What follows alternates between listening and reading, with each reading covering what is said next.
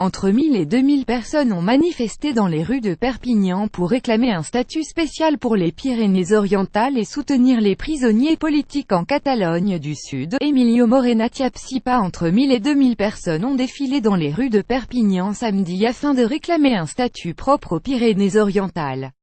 Nous voulons décider, ont scandé les manifestants. Nous voulons des compétences élargies et une collectivité unique qui rassemblerait les compétences qu'ont les collectivités territoriales, explique Guillem Dalmau, membre du collectif du 7 novembre, plus grand que à lire aussi vidéo.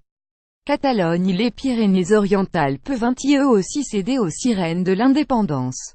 Tous les ans, le samedi précédant le 7 novembre, les Catalans du Nord commémorent le traité des Pyrénées de 1659 qui a acté le rattachement du Roussillon au Royaume de France.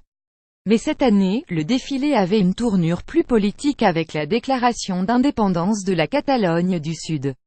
Nombreux, parmi les manifestants, étaient ceux qui scandaient « Libertat », venus pour apporter leur soutien aux prisonniers politiques.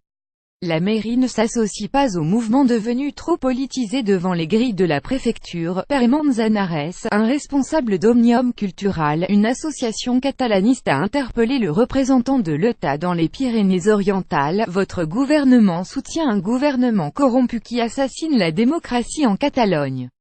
L'histoire s'en souviendra. Plus grand que à lire aussi. Catalogne en cas d'exil. Des militants veulent héberger le gouvernement catalan dans les Pyrénées-Orientales et contrairement aux usages, la mairie de Perpignan n'a pas souhaité déployer d'estalada, ce drapeau sang et or à l'étoile bleue symbole de la Catalogne, afin de ne pas être associé à ce mouvement devenu extrêmement politisé.